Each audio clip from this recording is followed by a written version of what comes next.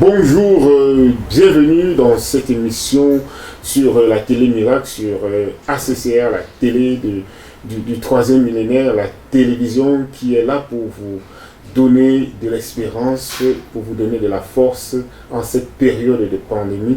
Nous faisons justement cette émission pour aider les chrétiens à mieux réfléchir sur leur foi, sur les Écritures, au milieu de cette pandémie, parce qu'on voit aujourd'hui c'est en train de prendre des virages, des tournures vertigisants, et pour cette raison nous avons convoqué le mandataire de l'évangile, celui-là qui n'a peur de rien, qui ne recule devant rien, et qui va certainement nous tirer de cette fosse dans laquelle le monde entier, les chrétiens, l'économie, la société tout entière est plongée. Je vous assure, quel que soit le domaine de votre vie, quelle que soit votre famille religieuse, prenez place au fond de votre canapé, car je suis avec le oint de l'Éternel, JP Makanzou de l'ACCR à Lille. Bonjour évangéliste. Bonjour Jordan. C'est un plaisir de vous revoir aujourd'hui. Le plaisir est pour moi. Vous allez bien? Dieu fait grâce. Dieu fait grâce. Nous avons beaucoup souhaité ce moment parce que, vu les fermetures des frontières, on se disait, est-ce qu'on va encore voir l'évangéliste un jour? On est là. Dieu fait grâce. Alors, l'émission que nous souhaitons avoir, l'entretien que nous souhaitons avoir avec vous, c'est un entretien qui a pour but d'amener le chrétien à comprendre la pandémie, le temps actuel, à la lecture de la Bible. C'est très important. Si vous avez déjà une idée générale face à cette pandémie, comment le chrétien doit comprendre au regard de la Bible cette pandémie? Je salue d'abord tous ceux qui nous regardent, ceux qui nous aiment, qui nous soutiennent spirituellement, financièrement, et puis par leur présence. Je vous salue tous au nom de Jésus-Christ. Que Dieu vous bénisse là où vous êtes. Je pense que tout le long de cette émission, Dieu nous bénira.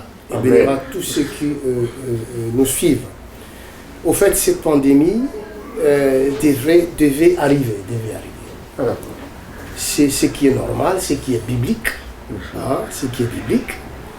Et d'ailleurs, la Bible nous parle du temps difficile. Du temps difficile, du temps de tentation, de grandes tentations qui allaient venir dans le monde entier pour éprouver les habitants de la terre. C'est biblique. Donc, ceux qui ne comprennent pas ce temps, c'est tout simplement parce qu'ils ne lisent pas la Bible, ils ne connaissent pas la parole de Dieu. Mais pour ceux qui connaissent la parole de Dieu, cela n'est pas étrange. C'est biblique. Et ce n'est pas la première pandémie qui est arrivée au monde. Mais à ce niveau-là, cette ampleur-là, en fait, moi je ne l'appelle pas pandémie. Je l'appelle pandémie par rapport aux dégâts qu'elle cause, en fait. Mais en réalité, c'est une épidémie. C'est une épidémie qui est passée. Qui est déjà passée. Vous dites qu'elle est passée et les dégâts. En fait, la vraie épidémie, ce n'est pas la maladie en question. C'est vrai que la maladie existe. La maladie, coronavirus, comme les scientifiques le disent, il y a plusieurs coronas qui existent déjà depuis longtemps, en fait. Ce n'est pas d'aujourd'hui. Tant qu'on a vu, on connaît, il y a plusieurs coronas qui existent. Le professeur Raoul essaye de chaque fois dans ses prestations, dans ses émissions, et chaque fois il essaye de dire au monde entier les différentes sortes de ces virus-là, et puis de nous expliquer comment ça fonctionne, quoi. Donc c'est quelque chose qui existe déjà. On ne doit pas avoir peur de cela. Mais ce qui fait peur, c'est la manière dont la chose est gérée. C'est ça qui fait peur. Voilà, c'est ça qui fait peur. Bon, pour nous chrétiens, on ne doit pas avoir peur. Non. Parce que la parole de Dieu nous parle de tout ça. Hein? Les Écritures nous parlent de ça, par exemple, dans Apocalypse chapitre 3, au verset 10, voilà. Chapitre 3, verset 10, qui dit la parole? Il dit, parce que tu as gardé la parole de la persévérance en moi, je te garderai aussi à l'heure de la tentation qui va venir dans le monde entier pour éprouver les habitants de la terre. Voilà, c'est clair. C'est une tentation qui est arrivée où? Dans le monde entier. Le monde entier est considéré, le monde entier plutôt est considéré, est concerné. Hein? Donc nous sommes tous concernés par cette souffrance. Quoi. C'est Parce qu'il y a certains chrétiens qui se disent c'est la fin du monde, c'est la fin des temps. Ce n'est pas faux. Est-ce que c'est la fin du monde? Ce n'est pas la fin du monde, mais c'est une souffrance qui nous parle. C'est comme un panneau qui nous parle de la fin. Mais ce n'est pas la fin du monde. C'est ce que Matthieu 24 nous dit quand nous verrons ce type de souffrance, même des tremblements de terre, des guerres. Ça ne sera pas encore la fin, mais c'est le début. Au début de la tribulation, le début de la souffrance. Ça, ce n'est que le début de la souffrance. Ce n'est pas encore la souffrance, c'est le début de la souffrance. Les débuts des calamités, les souffrances à venir seront plus encore que ce que nous voyons aujourd'hui. Ah oui, c'est pourquoi la parole nous avertit de veiller afin de ne pas tomber dans la tentation. Ça, c'est une tentation, ça. Nous devons veiller, nous devons rester fermes, nous devons garder la foi. Autrement, nous tomberons dans les pièges de l'ennemi. Plusieurs abandonnent la foi en ce moment-là. Beaucoup se posent des questions. Pourquoi, Seigneur? Pourquoi tu existes? Pourquoi tu laisses ces gens-là faire ce qu'ils font? Pourquoi tu laisses tous ces mensonges? C'est biblique. Tout ce que nous voyons est biblique. Et d'ailleurs, oui, cette maladie tue. Il y a beaucoup de gens qui meurent. Beaucoup de morts. Oui, il y a eu des morts.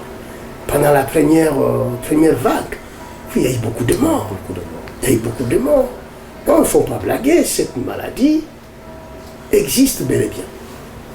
Si je vous dis qu'elle n'existe pas, non, c'est un mensonge. Oui, cette maladie existe. Parce qu'ils l'ont fabriquée pour.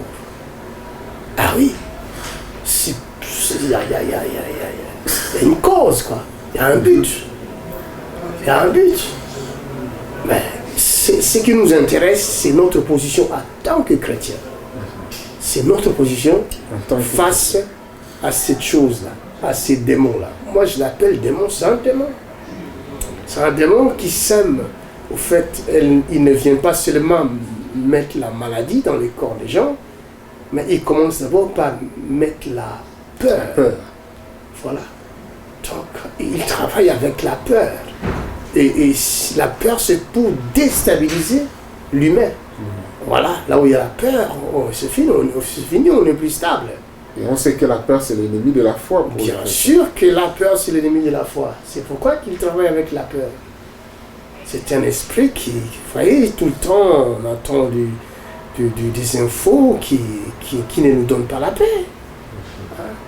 Moi-même, je ne regarde plus la télé, non, c'est fini. Les infos, je ne regarde plus. C'est maintenant que j'ai entendu de la bouche de plusieurs personnes qu'on va fermer les frontières et tout. Non, moi, je ne regarde pas la télé. On dit que les paroles du Christ ne passeront point. Mais aujourd'hui, vu l'état dans lequel les choses sont en train de se passer, le confinement, le vaccin, un vaccin dont on ne sait ni les tenants ni les aboutissants, est-ce que la parole du Christ qui dit « n'ayez pas peur », est-ce que le chrétien d'aujourd'hui, il peut encore s'accrocher à cette parole? Bien sûr que nous devons nous accrocher à cette parole. Cette parole a été donnée. La parole a été donnée pour ça. Le Seigneur savait que nous allons avoir des jours difficiles. Hein? Le Seigneur savait.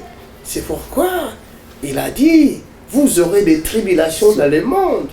Mais ne craignez rien, j'ai vaincu le monde.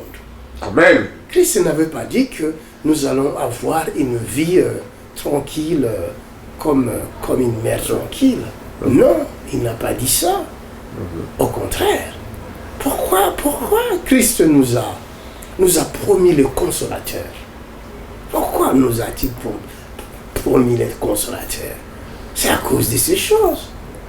C'est à cause de ces choses. Pourquoi Christ nous a dit, si on a fait à moi qui est arbre vert, on m'a traité de la sorte, qu'arrivera-t-il à vous les bois secs? Ça veut dire que Christ nous a prévenus. Nous a prévenus. Pourquoi il a dit à ses apôtres, ne sortez pas de Jérusalem. Attendez le Saint-Esprit. Pourquoi il a dit à ses disciples d'attendre le Saint-Esprit? Parce qu'il savait que si vous sortez sans le Saint-Esprit, on va vous abattre. Ben voilà. Donc, ce monde dont nous vivons est un monde difficile d'abord. Hein? C'est un monde de combat, une vie de combat. Nous devons nous préparer au combat. Un vrai chrétien, c'est un chrétien qui se sait préparer à la bataille. C'est pourquoi, d'ailleurs, l'apôtre Paul nous parle des armes de l'esprit. Pourquoi il nous dit de nous revêtir de toutes les armes de Dieu? Nous allons un peu dire ça, ça va nous aider. Nous avons besoin de cette parole qui est dans Éphésiens chapitre 6, verset 10 d'abord. Jamais sauter. Verset 10 d'abord. Au verset 10, il dit au reste. Voyez, au reste, fortifiez-vous dans le Seigneur et par sa force toute puissante. Un chrétien doit apprendre à se fortifier. Autrement, le diable va t'avaler. Bien-aimés, apprenons à nous fortifier dans le Seigneur par sa force toute puissance. Un chrétien comme un athlète, c'est ce que l'apôtre Paul nous a dit dans Corinthiens. Je pense à 1 Corinthiens chapitre 9. Il nous parle, il compare la vie chrétienne à un athlète. Un athlète qui fait travailler durement son corps. Il dit, moi, je traite durement mon corps et je le tiens assujetti. Vous voyez? Donc c'est ça la vie chrétienne. La vie chrétienne est une vie de combat. Alors si nous voulons tenir bon, si nous voulons réussir, nous voulons sortir vainqueurs, nous devons nous fortifier, nous entraîner chaque jour. Un bon sportif, c'est celui qui s'entraîne chaque jour. Et qui suit un régime. Voilà, qui suit un régime. C'est pourquoi il dit ici, fortifiez-vous par sa force toute puissance. Revêtez-vous de toutes les armes de Dieu afin de pouvoir tenir ferme contre le risque du diable. Revêtons-nous de toutes les armes de Dieu. Vous voyez, qui peut porter les armes de Dieu? Si nos armes sont lourdes, combien plus les armes de Dieu? Vous voyez? Ah, ça me rassure. Quand j'ai lu cette parole, j'ai dit, si je suis capable de porter les armes de Dieu, c'est que je suis comme Dieu. Si je suis capable de porter les armes de Dieu, c'est ce que je ne suis plus humain. Parce qu'aucun humain ne saura porter, ne fût-ce qu'un revolver de Dieu. Imaginez le revolver de Dieu. Si nos revolvers en nous pèsent, et combien le revolver de Dieu? Donc si nous sommes capables de porter les armes de Dieu, c'est que nous avons la nature de Dieu, la nature du Christ. Alors, on ne peut rien craindre. C'est fini. Il n'y a plus rien à craindre, bien-aimés. Il n'y a pas à craindre ce qui se passe dans le monde. Ceux qui sont en Christ ne doivent rien craindre. Ça incite alors une nouvelle attitude, c'est-à-dire au lieu d'être résigné, le chrétien a beaucoup plus intérêt de passer à l'action. Au fait, ce qui nous rassure, c'est la présence du Seigneur. Quand nous abandonnons à lui, ceux qui ont cette communion personnelle avec Dieu pourront savoir de quoi je parle. Vous savez, très souvent, quand nous disons, voilà, prions, chrétien doit prier, chrétien doit prier, c'est comme si la prière était une récitation qu'on doit faire, comme on le faisait à l'école. Non. Non. La prière, la vie des prières, d'ailleurs nous disons vie des prières. Une vie, celui qui a une vie de prière, c'est la personne qui a une communion avec Dieu, une communion personnelle avec Dieu. Comme on se parle maintenant, je t'entends parler, tu m'entends parler. De la même manière, un chrétien qui a une vie de communion avec Dieu entend Dieu parler. Dieu lui parle à tout moment. Dieu rassure les chrétiens. Amen. Par exemple, dans Ésaïe 41, nous allons voir que voilà, le prophète Ésaïe aussi traversait des moments difficiles. Et des moments très difficiles même. Si nous disons dans 41 Ésaïe, nous allons voir qu'il a traversé des moments très difficiles, même les autres prophètes aussi, comme Ézéchiel, comme Jérémie, ont traversé des moments très difficiles. D'ailleurs, comme David aussi, il a traversé des moments difficiles. Donc, nous pouvons seulement jeter un coup d'œil sur ce qu'ils ont traversé et quelle était leur relation avec Dieu. Qu'est-ce que Dieu leur disait? Par exemple, ici, dans Ésaïe 41, au verset 10, il dit « Ne crains rien ». C'est Dieu qui parle à son serviteur, le prophète Ésaïe. Il dit « Ne crains rien, car je suis avec toi. Ne promène pas de regard inquiet, car je suis ton Dieu. Je te fortifie, je viens à ton secours. »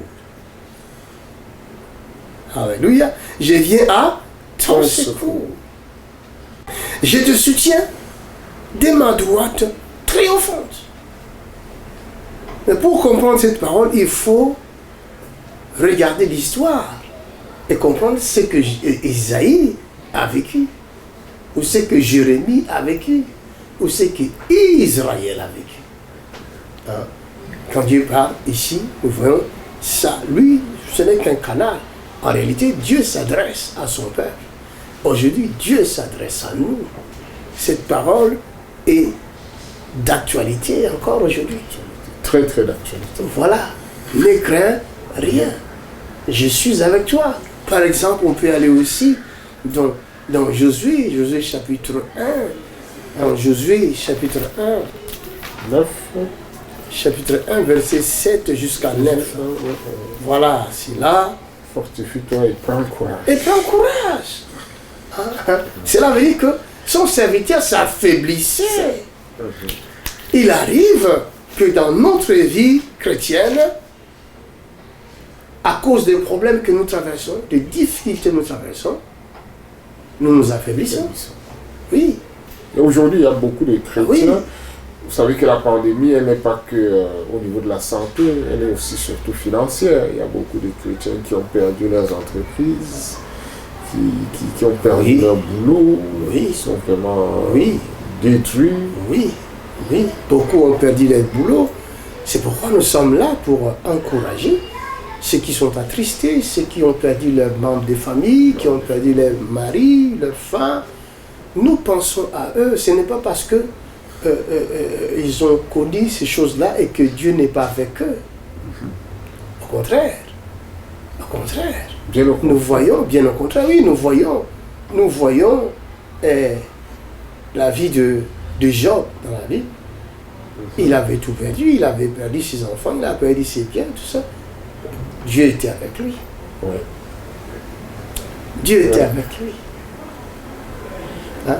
Pour ceux qui ont perdu leurs membres de famille, ceux qui ont perdu leurs biens, leurs entreprises, je vous conseille de vous accrocher au Seigneur Jésus-Christ, de vous fortifier. Ah, il faut seulement que nous soyons forts. Ce n'est pas évident. Ce n'est pas facile de dire à quelqu'un qui a perdu un membre de famille, fortifie-toi. Oh, c'est pas évident. C'est pas évident. Il arrive un moment donné dans notre vie où on se pose des questions. On se dit, est-ce que le Seigneur est toujours avec moi à cause de temps difficiles? Même Seigneur Jésus-Christ lui-même. Même Seigneur Jésus sur la croix, il a dit, pourquoi m'as-tu abandonné? Est-ce que Dieu abandonne ses enfants? Non. Non. Et pourtant, c'est lui-même qui est la parole. Est-ce que le Seigneur se contredit lui-même? Non. Non. Mais cela était tout simplement pour nous montrer que, en tant qu'humains, il arrive que nous soyons abattus, désespérés, comme Christ aussi l'a été. Hein?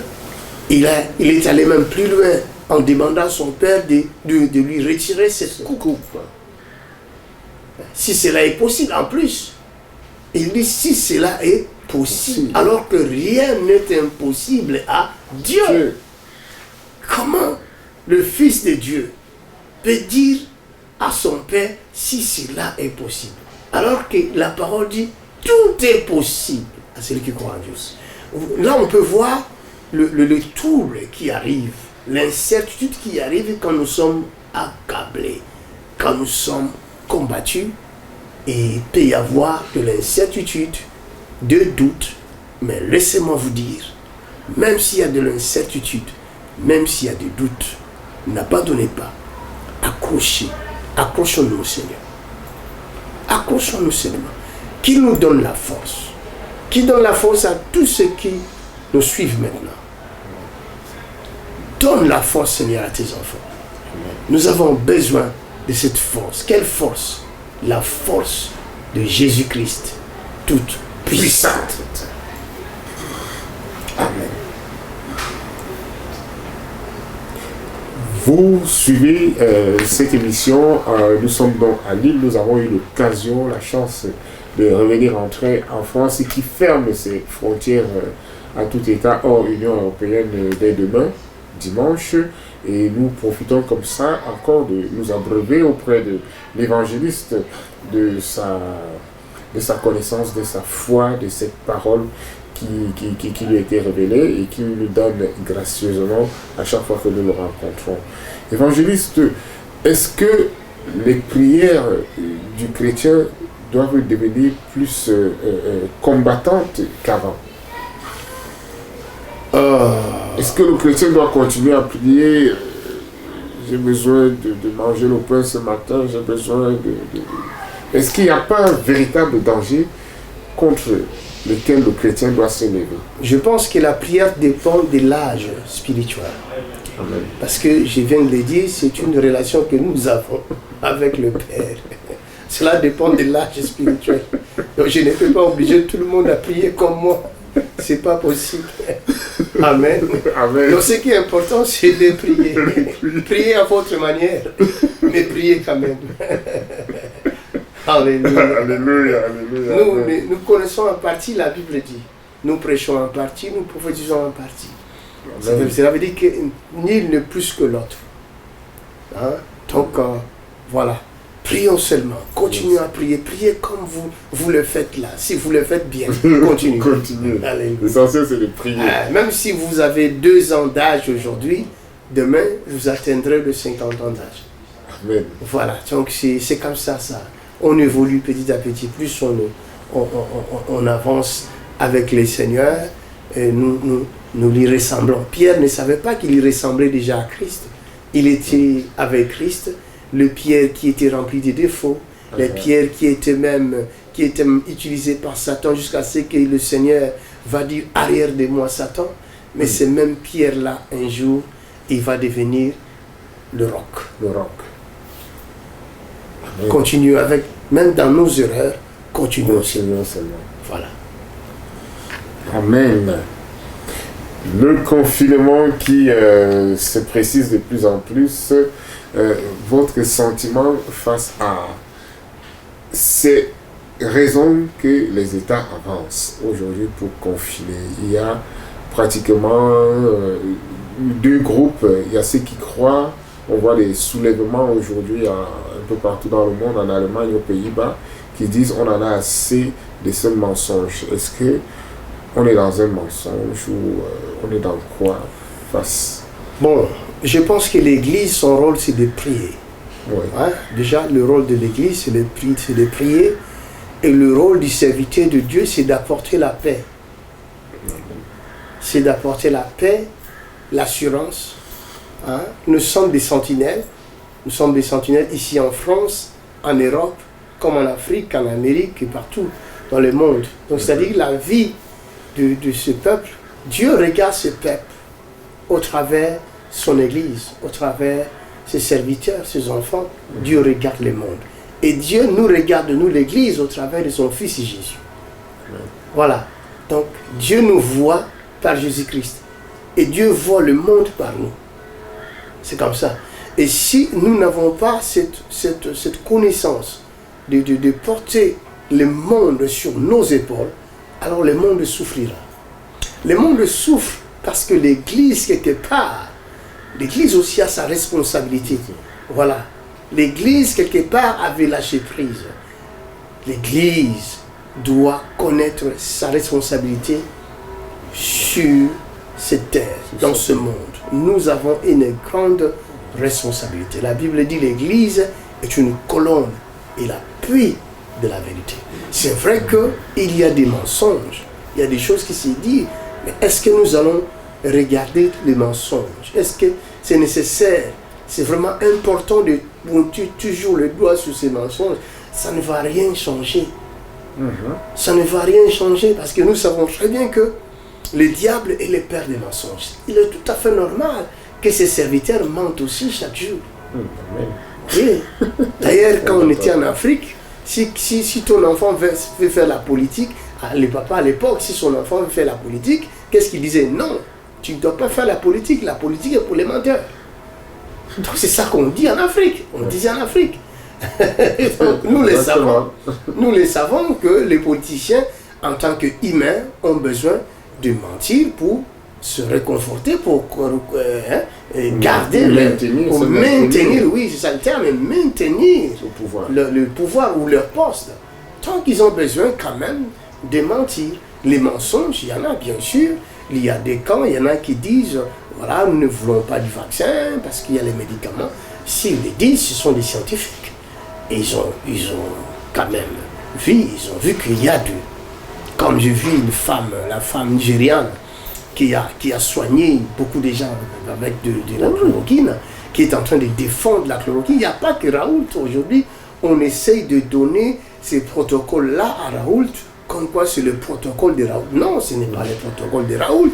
Ça a commencé, même lui, Raoult a dit ça. Il a dit que les Chinois ont soigné les gens, leur population, avec de la chloroquine. Donc, cela n'appartient pas à Raoult. Ce n'est pas Raoult qui a découvert.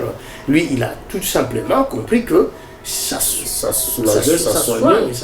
Donc, il a préféré soigner ce patient avec de la chloroquine. C'est comme cette femme-là, la Nigériane aussi, a fait la même chose. D'ailleurs, elle était étonnée de voir comment les autorités américaines ne portaient pas leur attention à ces médicaments qui soignent. Vous voyez? Alors je ne comprends pas. Et pourtant, cette époque-là, c'était Trump qui était au pouvoir. Est-ce que Trump, peut-être qu'il avait les mains liées? C'est ça que je dis, que nous n'avons pas, nous, en tant que chrétiens, en tant que serviteurs de Dieu, pointer du doigt toujours aux mensonges que nous voyons ou aux autorités qui mentent. Non, nous devons savoir d'abord ce que nous avons à faire.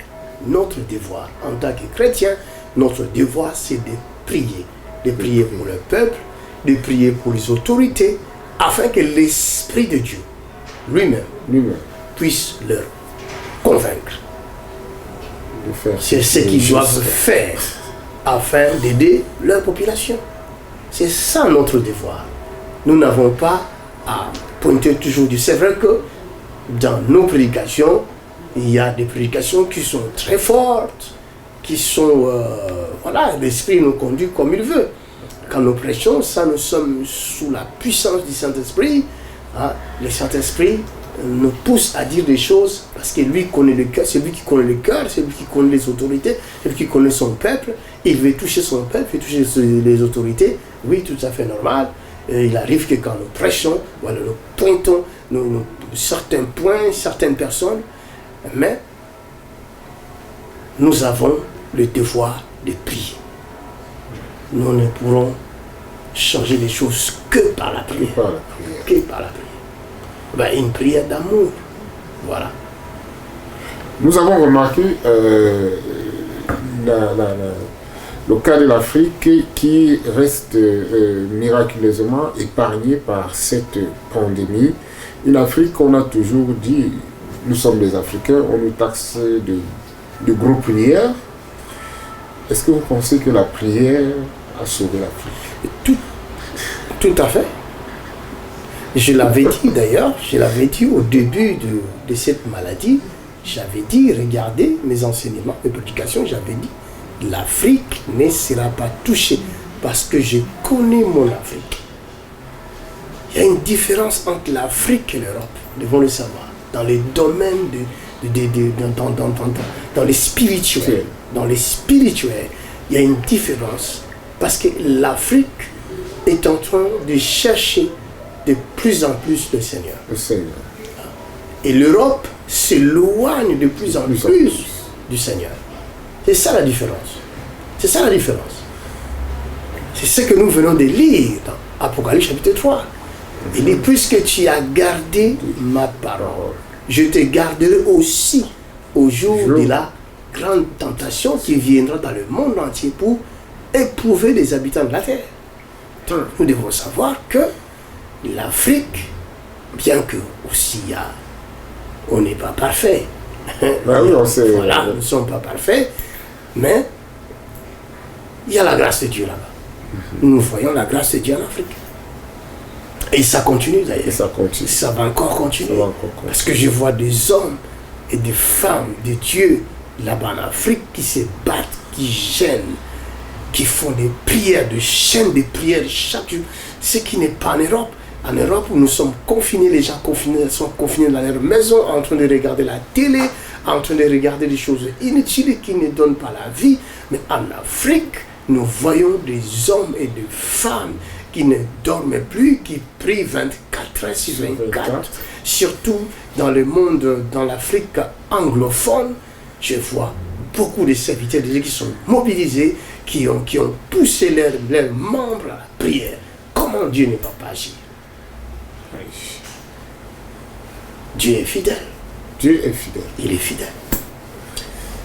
ACCR On World Mission se rendra bientôt dans cette Afrique pour apporter aussi sa pierre à l'édifice. Certainement, par la grâce de Dieu, nous serons en Afrique. Et c'est ce que le Seigneur a mis dans mon cœur. Amen. Et oui, le Seigneur a mis cela dans mon cœur et aussi j'ai pu entendre sa voix m'envoyer en Afrique. Amen. Oui. Je crois que c'était au premier confinement, au mois de mars, vers le mois de mars, c'est ça, hein, vers le mois de mars passé. Début mars. Début mars, ouais. Au premier confinement. C'était le tout premier confinement qu'on a connu dans le monde. Voilà. Déjà avant ce confinement, je n'avais jamais entendu parler de confinement. On n'utilisait pas ce mot-là. On vient de l'utiliser maintenant. Et c'était vers le mois de mars que j'avais entendu pendant le confinement. J'étais assis chez moi dehors. Et je prenais l'air, puisque je pouvais aller nulle part. On était tous confinés. La terre était silencieuse, l'Europe était silencieuse. Il n'y avait que des sons des oiseaux, des chants des oiseaux qu'on entendait. Alors c'était horrible, c'était horrible. Prier le Seigneur. Et c'est en ce moment-là que j'ai entendu la voix du Seigneur me parler à l'oreille. Quand tu entends ma voix, me donnant le nom de Yaoundé. Amen. Me dit Yaoundé. C'était extraordinaire. Alors je suis sûr que le Seigneur va faire des grandes choses à Yaoundé. Et j'avais aussi reçu une recommandation de la Côte d'Ivoire, Abidjan. Et le Seigneur, là, il m'a dit, c'est ma Jérusalem. Je ne sais pas pourquoi le Seigneur a appelé Abidjan Jérusalem. Jusqu'aujourd'hui, je ne sais pas pourquoi. Alors je sais que ceux qui sont là-bas, à Côte d'Ivoire, à Abidjan. Le Seigneur vous aime.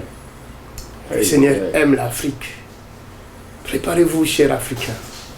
Il y a une grâce exceptionnelle qui vient vers vous. Merci, évangéliste. Je pense qu'on a fait le tour. On a vu d'un côté l'attitude que le chrétien devrait avoir, c'est-à-dire continuer à rester actif. De l'autre côté, on ne sait vraiment pas vers où les dirigeants de ce monde nous amènent. Vers le règne du diable ou alors vers le règne de Dieu. C'est pour l'accomplissement de la parole. C'est la parole qui va s'accomplir, il n'y a pas autre chose. Est-ce que la prière du Christ qui dit que ton règne vienne, elle est d'actualité? Cette prière est d'actualité et nous voyons le règne de Dieu. Nous voyons le règne de Dieu. Dieu règne, ce n'est pas les satanistes qui règnent, non. Ils sont tous au service du Seigneur. Vous savez ce qui se passe aujourd'hui? J'avais dit au début, parce qu'on n'a pas le temps de tout développer, peut-être nous allons développer cela plus tard. Il y a le couvre-feu ici. Oui, il y a le couvre-feu dans donc on est obligé de s'arrêter là. Mais nous devons savoir que ce qui arrive actuellement dans notre monde, je viens dans mes enseignements, je l'ai démontré à plusieurs fois, que c'est la parole de Dieu qui s'accomplit. Ce ne sont pas les satanistes qui défient Dieu. Non, ils ne défient pas Dieu, mais ils sont au service de Dieu. Ah, d'accord. Voilà, pour accomplir ce qui est écrit d'avance. Voilà. Donc, c'est la parole de Dieu. Ce qui se passe ici, aujourd'hui, dans ce monde, nous pouvons le lire dans Apocalypse, chapitre 6. Nous allons voir ce qui arrive dans notre monde aujourd'hui. Lisez Apocalypse chapitre 6, lisez Apocalypse chapitre 16, lisez Apocalypse chapitre 17. Vous allez voir, tout est écrit. Lisez Daniel, Daniel chapitre 2, Daniel chapitre 7. Nous allons voir ça aussi. Tout est là, tout est dedans. C'est la parole du Seigneur. Ces choses devaient arriver. Matthieu chapitre 24 aussi. Voilà. Tant que nous voyons ces choses, c'est à nous de nous réveiller. La Bible dit, réveille-toi. Toi qui dors. Il faut se réveiller. Jésus revient. Jésus revient. C'est la parole qui s'accomplit. C'est la parole dans son entièreté. C'est le mot de la fin. Voilà, le mot de la fin, c'est la parole. Restez ferme. Gardez la foi. Surtout, gardons la foi. Veillons et prions. Nous ne savons pas quand est-ce que le Seigneur va apparaître dans les airs. L'Église sera enlevée. Certainement, si nous voyons ces choses arriver, certainement, l'Église sera enlevée. Parce que cette parole ne ment pas. Vous savez, il y a une chose qui m'a toujours réveillé. Ce sont les signes, les prodiges que nous voyons dans nos ministères, que ce soit ici dans ce ministère, ou à Bruxelles, chez Papa Tony, ou chez les autres serviteurs de Dieu. Quand je vois le miracle se réaliser, les paralytiques qui marchent, des aveugles qui voient, des morts qui récitent, je me dis moi-même que je dois faire très attention. Ce que la parole qui dit Jésus reviendra est vrai. Cette parole est vraie. Si les miracles, les guérisons, nous les voyons s'accomplir, la parole de Dieu qui dit Jésus reviendra, cette parole s'accomplira certainement. Alors nous devons veiller et prier afin de ne pas tomber dans la tentation. Que le Seigneur vous bénisse. Amen. À très bientôt. Merci évangéliste pour ces minutes précieuses que nous allons repartir en Suisse avec. Et vous qui nous avez suivis, nous découvrons à l'instant que dans le Christ, nous ne sommes donc jamais abandonnés. Christ est là, bien au contraire, il est auprès de nous, il est à nos côtés dans ces épreuves, dans ce moment. Il est comme l'évangéliste vient de nous le démontrer, Christ il est là, c'est sa parole qui est en train de s'accomplir. Et comme il est dit, tout concourt au bien de ceux qui aiment Dieu. Alors sur ce, nous vous transmettons cette espérance enracinée dans le Christ. Tout à fait. Nous vous transmettons donc cette espérance-là, restez dans l'espérance que le règne de Dieu s'accomplisse. Amen. Amen.